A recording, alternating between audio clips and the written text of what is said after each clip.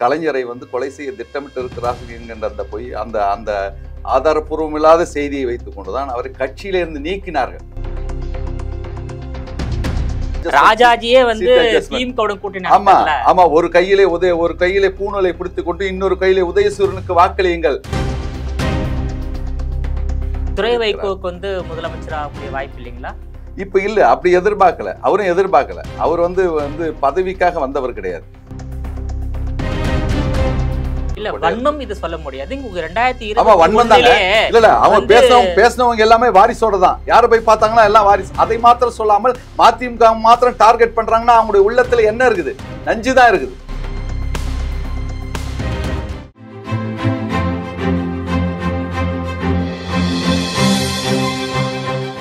GeM TV நேயர்கள் அனைவருக்கும் வணக்கம். அரசியல் ஆடுகள பகுதியில் மதிமுகவின் உயர்நிலை குழு உறுப்பினர் அந்தரிதாஸ் அவர்கள் நம்மோடு இணைந்துள்ளார். அவரிடம் விரிவாக விவாதிக்கலாம்.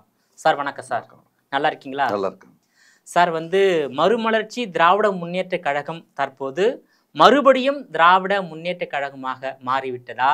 மதிமுக பொதுச் செயலாளர் வைகோ அவர்கள் முழுமையாக திமுகவிடம் சரணடைந்து விட்டாரா? சார், மானம் காக்கும் மறுமலர்ச்சி திராவிட முன்னேற்ற கழகம் என்றைக்கும் தன்னுடைய தனித்தன்மையை விட்டுவிடாது. வாழ்க்கை என்றால் 1000 இருக்கும், வாசல் தோறும் வேதனை இருக்கும் என்று சொல்வார்கள். சில சலப்புகள் கண்டிப்பாக எல்லா இயக்கத்திலுமே, எல்லா சாவே இல்லாத வீட்டிலேருந்து சாம்பல் எடுத்துட்டு வானா யாரும் முடியாது. எல்லா கட்சியிலும் சில நேரங்களிலே இருப்பார்கள், வருவார்கள், போவார்கள். இதெல்லாம் சகஜமான ஒன்று. ஆனால் நதி தன் வழியே போகிறது. அது தன் ஈர முதுகில் கல்லெறிவுகளை பற்றி கவலைப்படவில்லை. எங்களுடைய தனித்தன்மையை நாங்கள் இன்றைக்கும் நிலைநாட்டி கொண்டிருக்கிறோம். 8 திக்கிலும் எங்களுடைய அடர்த்தியான போராட்டங்களை விளக்குவதற்காக இந்த 1 மாத காலத்திலே தலைவர் அவர்கள் 8 இடங்களிலே பொதுக்கூட்டங்களை பேசியிருக்கிறார்கள். தூத்துக்குடியிலே ஸ்டெர்லைட்டுக்காக 1/4 நூற்றாண்டு காலம் இடைவிடாமல் நாங்கள் அதை விளக்குவதற்காக, கடையநல்லூரிலே கூட்டாட்சி தத்துவத்திற்காக மதிமுக கொடுத்த பங்களிப்பை சொல்வதற்காக, கும்பகோணத்திலே மேகதாது பிரச்சனையையும் மீத்தேன் பிரச்சனையும் நாங்கள் போராடிய போராட்டத்தை வரலாறு சொல்வதற்காக, 52% பங்குகளை இன்றைக்கு எடுத்துக்கொண்டு விட்டோம், விற்றுவிட தயாராகிவிட்டது. டிஸ்இன்வெஸ்ட்மெண்ட் கமிட்டினை முடிவு செய்துவிட்ட பிறகு அது விற்றுவிட்ட அந்த பங்குகளை திரும்ப கொண்டு அதே இடத்திலே நிற்பதற்கும் நிலைப்பதற்கும் நெய்வேலி லிக்னைட் கார்பரேஷன் அதற்கு பெரும் தூண்டுகோலாக இருந்த தலைவர் அவர்கள் நெய்வேலியிலே ஒரு கூட்டத்தையும், ஆதிக்க இந்தியை எதிர்த்து நீதிக்காக போராடியவர்களை நினைவு கூறுவதற்காக அதிலே மதிமுக கலந்து கொண்ட போராட்டத்தை பொதுமக்களிடத்தில் எடுத்து செல்ல வேண்டுவதற்காக கோவை சூலூரிலேயும், கடைசியாக சமூக நீதியை பற்றி விளக்குவதற்காக, திராவிட இயக்க தலைவருடைய வரலாற்றை சொல்வதற்காக, எங்களுடைய பங்களிப்பை அதிலே 69% இடஒதுக்கீட்டிலே தலைவருடைய பங்களிப்பு, ஓட்டெடுப்பு, அதெல்லாம் போராட்டம் அவற்றை விளக்குவதற்காக சென்னையிலே, திருவான்மியூரிலே என 8 மண்டலங்களிலே அடர்த்தியாக எங்களுடைய போராட்ட நிகழ்வுகளை தலைவர் அவர்கள் பேசியிருக்கிறார்கள். ஆகவே என்றைக்கும் நாங்கள் கூட்டணி என்பது எந்த கூட்டணியும் கொள்கை கூட்டணி என்பது கிடையாது. ஓட் அட்ஜஸ்ட்மெண்ட், சீட் அட்ஜஸ்ட்மெண்ட்டுக்காகத்தான் கூட்டணி நடைபெற்றுக் கொண்டிருக்கிறார். அந்த அடிப்படையில் தான் பார்க்க வேண்டும். எப்பொழுதுமே எங்களுடைய தனித்தன்மை விட்டு கொடுத்து கிடையாது. இப்பொழுது கூட, இப்ப சமீபத்திலே கூட ஒரு அறிக்கை, நேற்றைக்கு முந்தைய தினம் ஒரு அறிக்கையை நீங்கள் பார்த்திருப்பீர்கள். ONGCக்கு கொடுத்த அந்த ஆய்வுக்கான அனுமதியை தமிழக அரசு வாபஸ் பெற வேண்டும் என்கின்ற ஒரு கோரிக்கையை வைத்திருக்கிறார். 8 மணி நேரத்தை 12 மணி நேரம் ஆக்கிய பொழுது இது அடாத செயல். இது இதற்காக பல ஆயிரக்கணக்கான ஆண்டுகள் பல தொழிலாளர்கள் போராடி தங்கள் இன்னுயிரை இழந்திருக்கிறார்கள், கண்ணீரையும் செந்நீரையும் சிந்தி இருக்கிறார்கள். ஆகவே இதை மீண்டும் 8 மணி நேரம் குறைக்க வேண்டும் என்று ஓங்கி குரல் கொடுத்தது மாத்திரமல்ல, அந்த ஆர்ப்பாட்டத்திலும் கலந்து கொண்டு இருக்கிறோம். எந்த இடத்திலும் எங்களுடைய கொள்கைகளை இன்றைக்கு நாங்கள் காம்ப்ரமைஸ் செய்தது என்றது மதிமுகவுக்கு கிடையாது. இது ஓட் அட்ஜஸ்ட்மெண்ட், சீட் அட்ஜஸ்ட்மெண்ட்காக கூட்டணி, அதை ஒன்றித்து போகிறோம். 8 வருடமாக இருக்கிறோம். அதுவே பல பேருக்கு உறுத்தலாக இருக்கிறதோ உறுத்தல்லாம் அது கிடையாது. அதாவது நீங்க வைகோ அவர்கள் சமூக போராளி, மக்களுக்காக போராடக்கூடியவர் என்பதில் மாற்று கருத்துல அந்த பயணத்தில் அவர் தெளிவா இருக்காரு. இருந்தாலும் மதிமுக என்ற கட்சி கலைஞருடைய ஊழலை எதிர்த்தும், தற்போதைய முதலமைச்சர் மு க ஸ்டாலினுடைய வாரிசு அரசியலும் எதிர்த்து தான் கட்சி தொடங்கப்பட்டது. அது உங்களுக்கு தெரியும். சோ இன்னைக்கு அதுல வைகோ அவர் சமரசம் ஆகிவிட்டார் என்பதுதான் இப்போதைக்கு இல்ல. இந்த இடத்துல தான் பல பேர் தவறாக சொல்கிறார்கள். வாரிசு அரசியலை எதிர்த்து அவர் கட்சி தொடங்கவில்லை. அவர் விடுதலை புலிகளுடைய ஆதாரமற்ற ஒரு புகார் அடிப்படையிலே தான் இதற்கு அவருடைய வைகோவுடைய வளர்ச்சிக்காக விடுதலை புலிகள் கலைஞரை கொலை செய்ய திட்டமிட்டு இருக்கிறார்கள் என்கின்ற அந்த பொய் அந்த ஆதாரப்பூர்வமில்லாத செய்தியை வைத்துக் கொண்டுதான் அவரை கட்சியிலிருந்து நீக்கப்பட்டார்.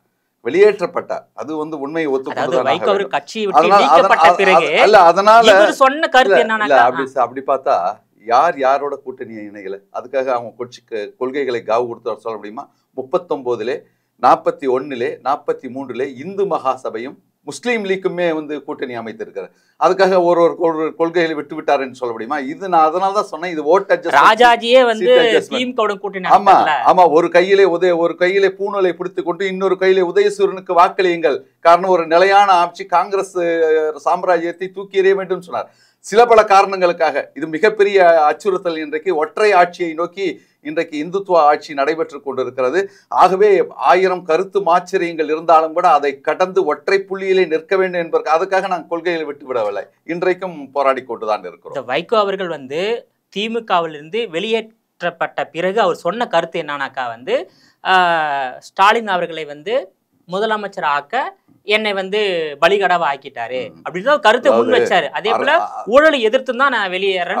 அரசியலில் நேற்று பேசினது முந்தானத்து பேசினதெல்லாம் கனெக்ட் பண்ணி பார்த்தோம்னா ஒருவர் முகம் கூட பார்த்து கொள்ள முடியாது, ஒருவரோடு பயணிக்கவே முடியாது. எல்லா காலகட்டத்திலும் எல்லாரும் நாங்கள் எப்படி விமர்சனம் செய்திருக்கிறோமோ அதே மாதிரி அவர்களும் எங்களை விமர்சனம் செய்திருக்கிறார். விமர்சனம் என்பது அரசியலிலே வந்து தப்பி படைத்தவர்கள் யாரும் கிடையாது, அப்பாற்பட்டவர்கள் யாரும் கிடையாது. அது அந்த காலகட்டத்திற்கான சூழ்நிலை. ஜெயகாந்தன் தான் சொல்வார், வாழ்க்கை என்பது அந்தந்த நேரத்து யதார்த்தம் தான். இந்த நேரத்து யதார்த்தம் எல்லாவற்றையும் விட பெரிய ஆபத்து இருக்கிறது. அதற்காக சில பல மாச்சரியங்கள் இருந்தால் கூட நாங்கள் ஒன்றிணைய வேண்டும் என்பது காலத்தின் கட்டாயமாக இருக்கிறது. அந்த அடிப்படையில் தான் இந்த கூட்டணியை தவிர யாருடைய கொள்கைகளையும் ஏற்றுக்கொள்ளவில்லை, அதில் முரண்படவில்லை அல்லது சமரசமாகி போய்விடவில்லை, யாரும் வந்து சாஷ்டாங்கமாக விழுந்து விடவில்லை. அவரவர் கொள்கை அவரவர்களுக்கு நிச்சயமாக இருக்கிறது. இது தேர்தல் பயணம். தேர்தல் பயணத்திலே அந்த அண்ணா கூட வானவில் கூட்டணியை உருவாக்கினார். எதற்காகனா 1000 கருத்து மாறுபாடுகள், தேசியவாதத்தை ஏற்றுக்கொள்ளாத, தமிழ் தேசியத்தை ஏற்றுக்கொள்ளாத கம்யூனிஸ்டுகள் அதில் இருந்தார்கள். கம்யூனிஸ்டுகளை ஏற்றுக்கொள்ளாத ராஜாஜி அவர்கள் அதில் சுதந்திர கட்சி இருந்தார்கள். அதுதான் கூட்டணி. ஆக அந்த அடிப்படையிலே வேற்றுமையிலே ஒற்றுமை காண்பதுதான் இன்றைக்கு கூட்டணி. அதற்கு உள்நோக்கங்கள் எல்லாம் கற்பித்துக் கொண்டு இருந்தால் அது சரியா இருக்காது. ஸோ மதிமுகவுடைய முதலமைச்சர் வேட்பாளர்னா யாரு? ஸ்டாலின் தான் முன்னிறுத்துவீங்களா? ஏன்னா அவர் வந்து முதலமைச்சர் மு க ஸ்டாலின் தான் முதலமைச்சர் ஆக்குவேன் என்று வைகோ அவர்கள் சபதம் ஏற்றுள்ளார். இல்ல, இது இப்பொழுது மாத்திரம் எந்த கட்டத்திலேயுமே வைகோ அவர்கள் தன்னை முதலமைச்சராக என்றோ இல்லது எங்களுடைய இயக்கம் வைகோ தான் முதலமைச்சர் என்றோ எந்த கட்டத்திலையும் சொல்லவில்லை. நாங்கள் ஒரு சமூக ரீதியாக இன்றைக்கு அடர்த்தியான திராவிட இயக்க கொள்கைகளை முன்னெடுத்து செல்கிறோம். அந்த வகையிலே தான் இந்த அரசியல் கட்சி நடத்துகிறோம். ஏனென்று சொன்னால் அதிகாரம் என்கின்ற ஒன்று இருந்தால்தான் ஓரளவுக்கு நாம் நினைக்கின்ற அந்த கொள்கைகளை நடைமுறைப்படுத்த விடும் என்கின்ற காரணத்துக்காக தவிர எந்த கட்டத்திலும் எங்களுக்கும் அந்த உணர்வு கிடையாது, அவர் முதலமைச்சராக வேண்டும் என்கின்ற அந்த உணர்வெல்லாம் கிடையாது. இப்பொழுதுக்கு தெளிவாக சொல்லியிருக்கிறோம், முதலமைச்சர் மரியாதைக்குரிய மாண்புமிகு தளபதி ஸ்டாலின் அவர்கள் தான் என்று சொல்லியிருக்கிறோம். 1000 ஆச்சரியங்கள் இருந்தாலும் கூட இந்த கூட்டணியிலே தான் நிற்போம், நிலைப்போம் என்று அறுதியாக. துரை வைகோவுக்கு வந்து முதலமைச்சர் ஆகக்கூடிய வாய்ப்பு இல்லைங்களா? இப்ப இல்ல, அப்படி எதிர்பார்க்கல, அவரும் எதிர்பார்க்கல. அவர் வந்து பதவிக்காக வந்தவர் கிடையாது. ஒரு மிக பிரபலமான பேச்சாளர், கிட்டத்தட்ட 4 கட்சி சார்ந்தார், நாஞ்சல் சம்பத் என்று நினைக்கிறேன். அவர் தொடக்கத்தில் துரை வைக்க வந்தபோது கூட இதைத்தான் சொன்னார். அதாவது மதிமுகவுடைய சுமைகளை சுமக்க வந்திருக்கிறார் வைகோ அவர்கள், நோய்வாய்ப்பட்டிருக்கின்ற காரணத்தாலே எங்களுடைய சுமைகளை சுமக்க வந்திருக்கிறார். ஆகவே இது வாரிசு அரசியல் அல்ல, இது வரலாற்று அரசியல் என்று சொன்னார். இன்றைக்கு மாற்றி பேசுகிறார். அது வேறவாய், இது நாரவாயா என்பது நமக்கு தெரியவில்லை. இல்லை, 1991 மதுரையில் நடைபெற்ற மாநாட்டின் போது வைகோ அவர்களுக்கு மிகப்பெரிய ஒரு கூட்டம் கூடியது, மிகப்பெரிய செல்வாக்கை வந்து நிரூபித்தார்.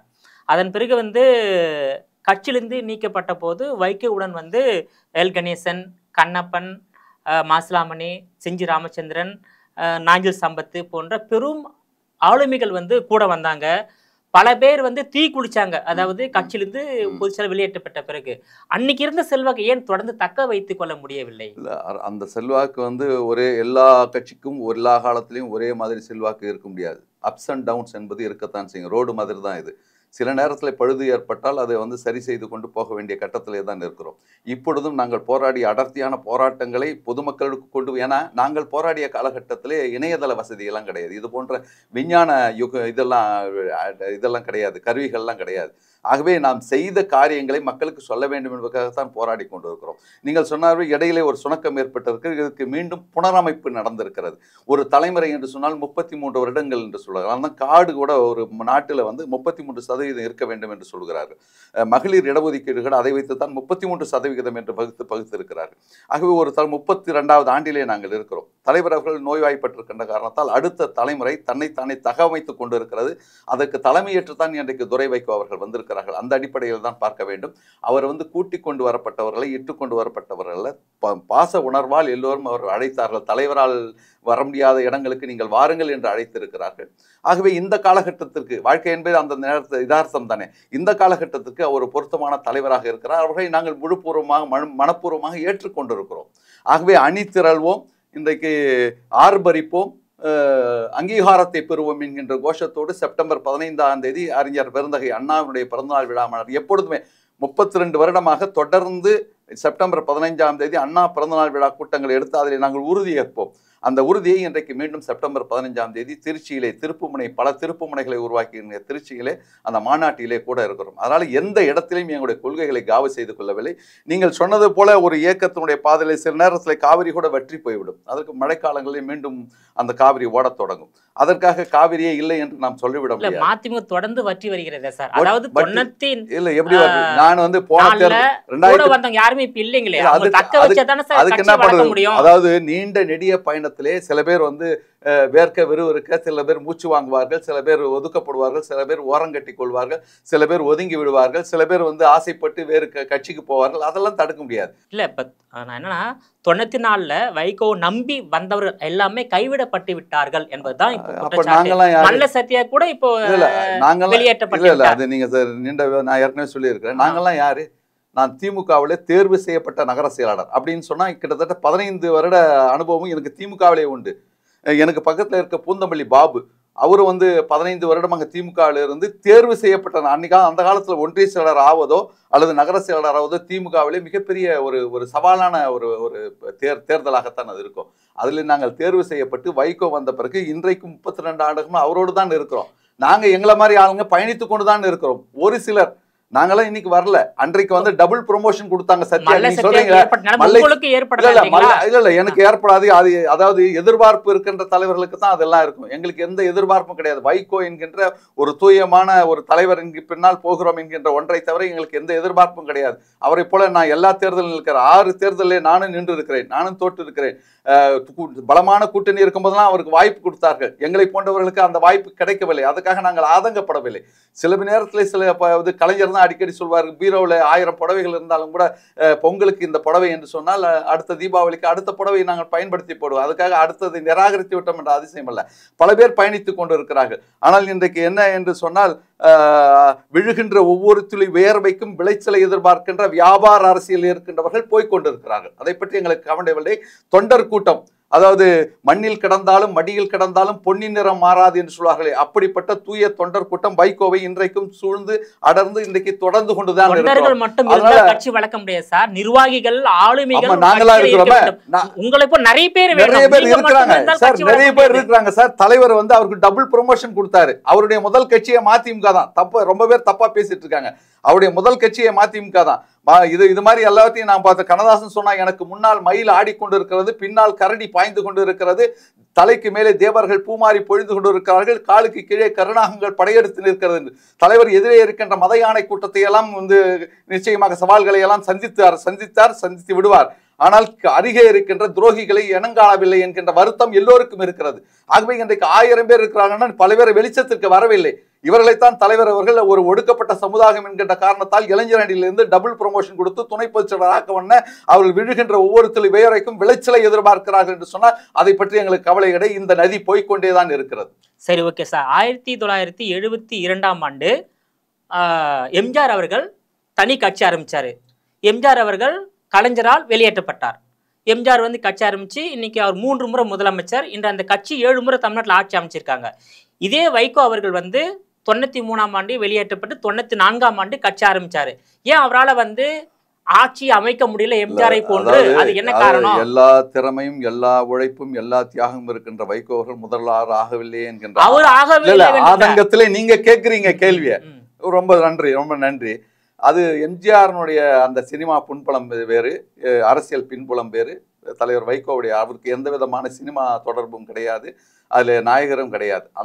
அந்த காலகட்டத்தில் வளர்ந்தவர்கள். எம்ஜிஆர் கூட தொடக்கத்திலே இருந்து பல இது யாருடைய பின்புலமும் இல்லாமல் திரைத்துறையிலே மின்னி கிட்டத்தட்ட முதல் படத்திற்கும் அவருடைய அடுத்த படம் கதாநாயகன் நடிப்பதற்கும் 11 வருட காலம் காத்திருந்து அந்த திரைத்துறையிலே அவருக்கு உண்டான எல்லா உழைப்பையும் கொடுத்த பிறகுதான் அவருக்கு மக்கள் செல்வாக்கு வந்தது. அந்த செல்வாக்கை திமுகவுடைய வளர்ச்சிக்கு பயன்படுத்தி அதற்கு பிறகுதான் தலைவரானார். எல்லோரும் எம்ஜிஆர் ஆகிவிட முடியாது, அதே போல எல்லோரும் வைகோவும் ஆகிவிட முடியாது. அவருடைய அந்த கரிஸ்மா அந்த அளவுக்கு இருந்தது. இந்த கரிஸ்மா வந்து இன்னும் ரீச் ஆகலைன்னு நினைக்கிறேன். அதனால தான் இப்போ வந்து ரீச் பண்ணுறதுக்காக நாங்கள் போராடிய போராட்டங்களுடைய அந்த வரலாற்றை இன்றைக்கு பொதுமக்களிடத்தில் கொண்டு போய் சேர்க்கின்ற பணியை இருக்கிறோம்.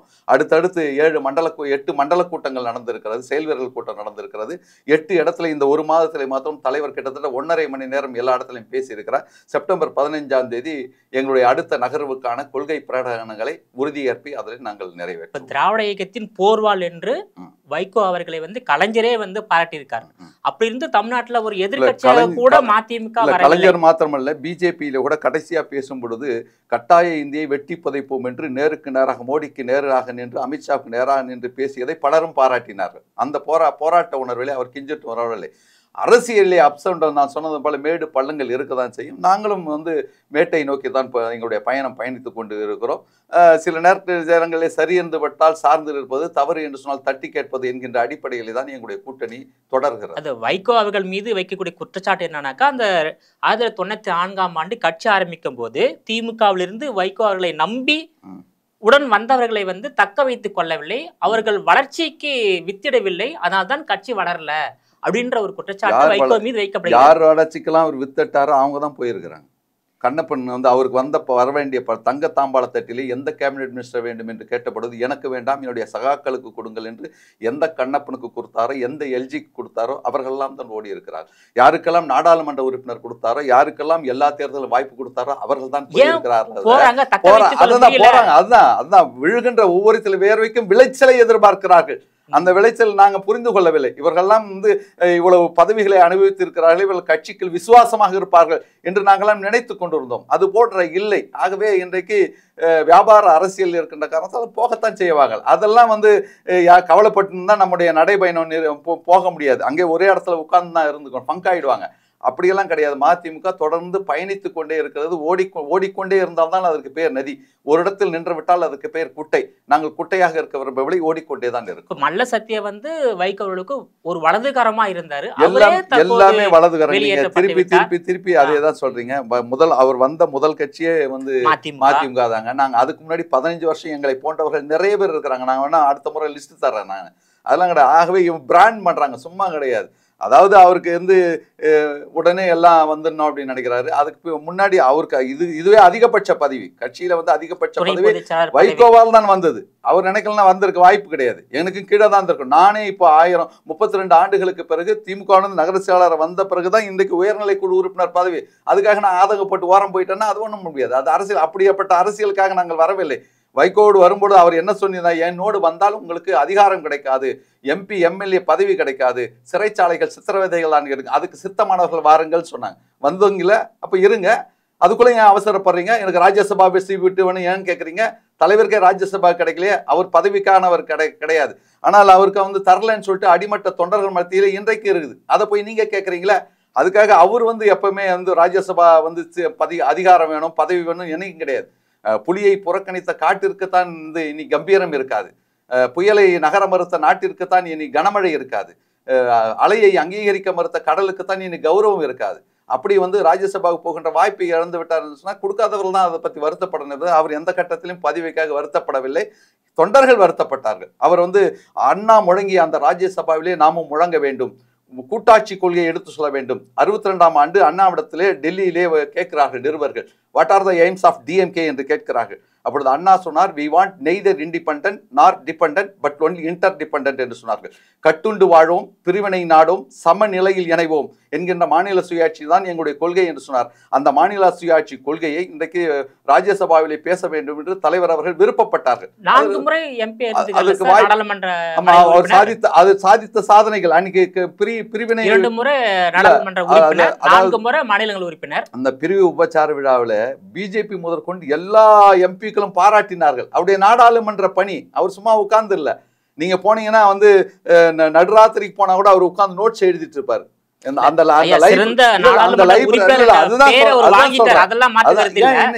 அவர் என்ன ஓய்ஞ்சு போயிட்டாரா என்ன? நல்லதானே பேசிட்டு இருக்காரு, எல்லா பிரச்சனைகளும் அவர் சரியாதானே பேசிட்டு இருக்காரு. இன்னும் வந்து காஷ்மீர் அந்த 370 சட்டத்தை நீக்கிய பொழுது அவர் பேசிய பேச்சின் காரணமாக தான் உடல்நிலைய சுகவீனப்பட்டது. ஆனா அந்த அளவுக்கு பேசினாரு. வந்து டே ஆஃப் சேம் அண்ட் ஷாரோன்னு சொல்லிட்டு அந்த 15 நிமிடம் அதிர்ந்து பேசிய பேச்சு தான் அவருக்கு இதயத்திலே பாதிப்பை ஏற்படுத்தியது. ஆகவே அந்த அளவுக்கு முழுமையாக செய்திருக்கிறார். அதனால அவர் போனது வந்து பெஞ்சை தேய்ச்சி வர்றதுக்காக இல்லை, எல்லோருமே கூர்ந்து பார்க்கின்ற அளவுக்கு, கேட்கின்ற அளவுக்கு, கேட்டார் பிணிக்கும் வகையிலே பேசிய காரணத்தால் தான் 9 பிரதமர்களை இன்றைக்கு கட்டி ஆண்டிருக்கிறார். அவர்கள் கூட மன்மோகன் சிங் உள்ளிட்ட எல்லோரும் சொல்லி இருக்கிறார்கள், வி சல்யூட் மிஸ்டர் வைகோ. ஏன் என்று சொன்னால் அவர் எப்பொழுது என்னை பார்த்தாலும் தனக்காக எப்பொழுதுமே எதையும் கேட்டதில்லை, தன்னுடைய சகாக்களுக்காகவும் கேட்டதில்லை. எப்பொழுதும் தமிழ்நாட்டினுடைய உரிமைகளுக்காகத்தான் அவர் பேசியிருக்கிறார், நலன்களுக்காகத்தான் பேசியிருக்கிறார். ஆகவே ஐ சல்யூட் ஹிம் என்று அவர் முதற்கொண்டு வாஜ்பாய் முதற்கொண்டு எல்லா பிரதமரையும் அவருடைய மதித்தார்கள். இன்றைக்கு அந்த பிரிவு உபச்சார விழாவில விட நீங்கள் பார்த்திருக்க பிஜேபி சேர்ந்த தோழர்கள், மரியாதைக்குரிய இணை அமைச்சராக இருக்கின்றவர் சொல்றார், ராம்வாஸ் அத்வாலே சொல்றார், இப்பொழுது வாருங்கள் உங்களுக்கு எம்பி சீட் தருகிறோம் என்று. ஏன்னா அவருடைய திறமை அவர்களுக்கெல்லாம் தெரியும், அவருடைய உழைப்பு அவர்களுக்கு தெரியும், அவருடைய தியாகம் அவர்களுக்கு தெரியும். ஆனால் அதற்காக தலைவர் வந்து எப்பவுமே வந்து கூட்டணி வைத்தது கிடையாது.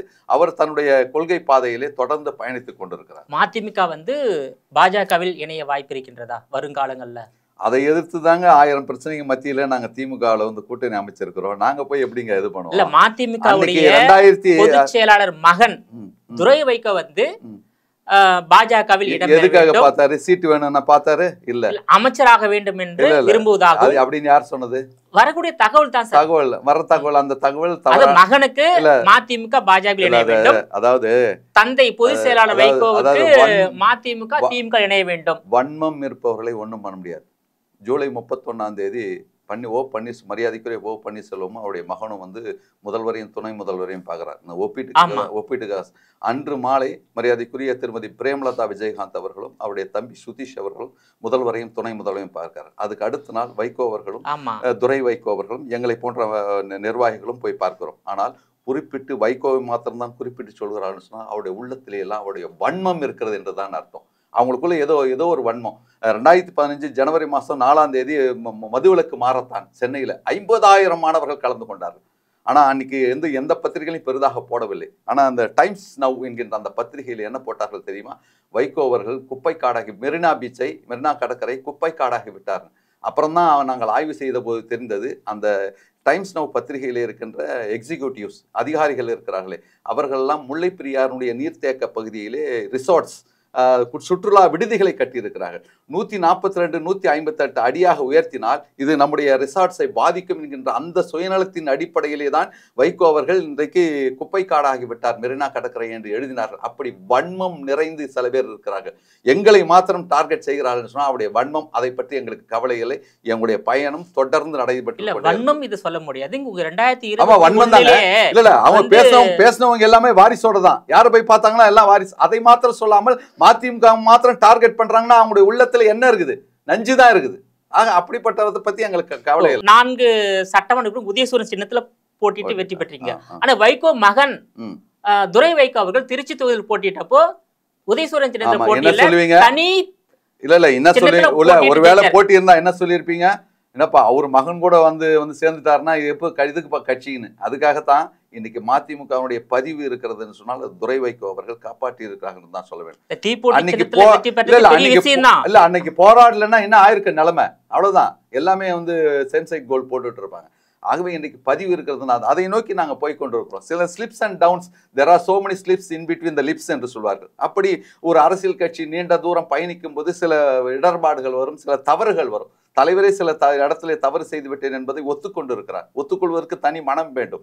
ஆக அந்த அடிப்படையில் அவற்றையெல்லாம் சரிபார்த்து திருத்தி அமைத்து ரெனோவேஷன் என்று சொல்வார்களே, மறுசீரமைப்பு செஞ்சு அடுத்த தலைமுறைக்காக தன்னை தகவமைத்து கொண்டு ஒரு வேள்வியோடு மதிமுக இன்றைக்கு பயணம் செய்து கொண்டிருக்கிறார்.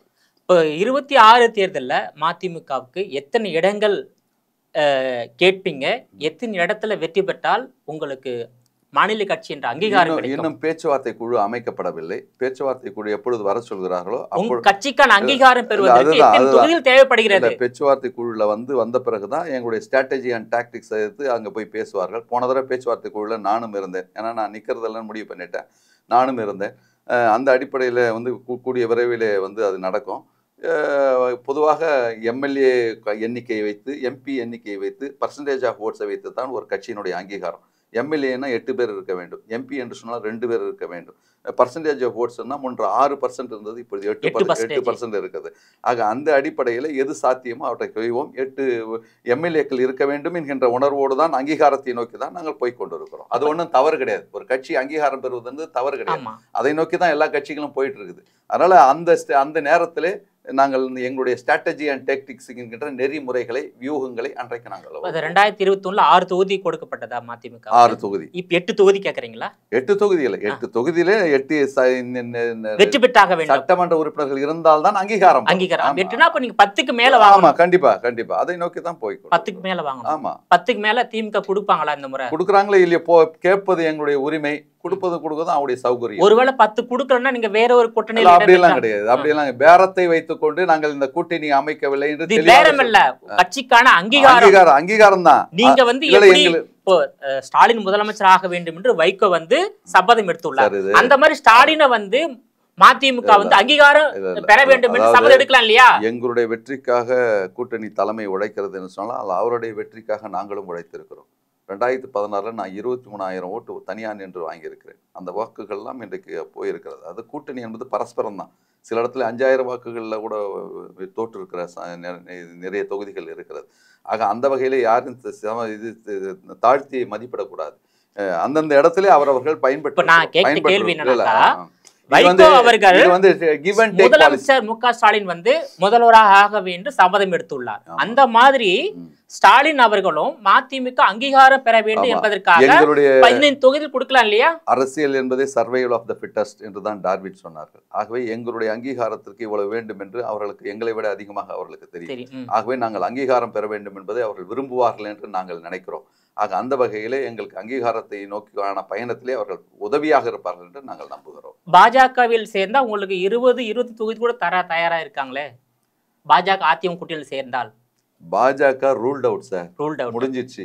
நாங்க தனியாக நிற்போமே தவிர பிஜேபி கூட போக மாட்டோம். அன்றைக்கு ஒரு காலகட்டத்தில் வாஜ்பாயோடு 98லே 99லிருந்து 2004 வரை இருந்தோம் என்று சொன்னால் காமன் மினிமம் ப்ரோக்ராம் அடிப்படையிலே தான் நாங்கள் இருந்தோம். 2014 இன்றைக்கு பிஜேபி மோடியோட இருந்தோட அவர் போட்ட முதல் கண்டிஷனே ஈழ பிரச்சனையிலே குறைந்தபட்சம் வாஜ்பாய் எடுத்திருக்கின்ற அளவுக்காவது நீங்கள் எங்களுக்கு உதவ வேண்டும் என்று சொல்லி அவர்கள் ஏற்றுக்கொண்ட காரணத்தால் தான் போனோம். ஆனால் டே ஒன்லேயே அவர் ராஜபக்சேவை கூப்பிட்ட காரணத்தால் பதவியேற்பு விழாவுக்கு அன்றைக்கே கருப்புடி காட்டி சிறைச்சாலைக்கு போன வரலாறு தான் வைகோவுடைய வரலாறு. ஆகவே எந்த கட்டத்திலையும் இனி பிஜேபிக்கு போவதற்கான வாய்ப்பு கிடையாது. வாய்ப்பு இல்லை. தாவேகா போக வாய்ப்பு இருக்கா? திமுக தலைமையிலான கூட்டணியில எந்த பேரமும் இல்லாமல் கொள்கை அடிப்படையில் நாங்கள் இருக்கிறோம்னு சொல்லிட்டோம். அதுக்கப்புறம் தாவேகா பத்தி எனக்கு அவ்வளவு தெரியாது. அவர் ஆசிட் டெஸ்ட் அவர் நிரூபிக்கிட்டோம் முதல்ல, அதுக்கப்புறம் பார்ப்போம். கூட்டத்தை வைத்துக் கொள்ளலாம். 2008 திருப்பதியில பிரஜாராஜ்யம் தொடங்கும் போது மிகப்பெரிய மேட்னி இடோல் என்று சொல்லப்பட்ட சிரஞ்சீவிக்கு அந்த கூட்டத்தினுடைய தொகை எவ்வளவு தெரியுங்களா? 9.5 லட்சம் பேர். ஆனால் அடுத்த வருடம் 2008 எம்எல்ஏ எம்பி தேர்தல் நடக்கும் பொழுது அவர் வாங்கிய சொற்ப வாக்குகளிலே ஒரு 18 தொகுதிகளிலே தான் அவர் ஜெயிக்க முடிந்தது. ஒரு வருஷத்துலேயே அந்த நிலைமை. இப்பொழுது வந்த கூட்டம் புள்ளிவிவரப்படி என்ன சொல்கிறான்னு சொன்னால் 4 லட்சம் 4.5 லட்சம் தான் சொல்கிறாரு. இது தேய கட்டெரும்பாகிவிடும். ஆகவே அவர்கள் ஆசிட் டெஸ்ட் 2019 ஜனசேனா என்கின்ற இயக்கத்தை ஆரம்பித்து இப்பொழுது பவன் கல்யாண் இருக்கிறாரு. அவர் வந்து 5% வாக்குகளை பெற்ற பிறகுதான் நாயுடு அவர்கள் அவரை கூட்டணியிலே சட்டமன்ற தேர்தலில் சேர்த்து கொண்டார்கள். அப்படி ஆசிட் டெஸ்ட் அவர்கள். அந்த டெஸ்ட்ல போய் நாங்க ஏன் மாட்டிக்கிறது? ஆக அப்படி என்ற எண்ணமும் கிடையாது. வாழ்க வளர்க. அவர்களை பொறுத்தவரை தொடங்கி இருக்கிறார்கள், கட்சியை தொடங்கி இருக்கிறார்கள். வாழ்க வளர்க. இப்போ மதிமுக திமுக கூட்டணி என்பது வைகோ அவர்களும் மகன் துரை வைகோ அவர்களும் ஒருமித்த கருத்தோடு கட்சியினுடைய அனைத்து கட்ட நிர்வாகிகளுடைய ஒருமித்த கருத்தோடு தான் இன்னைக்கு திமுகவோடு நாங்கள் பயணம் செய்கிறோம். உங்களோட விரிவான தகவலுக்கு ரொம்ப நன்றி சார்.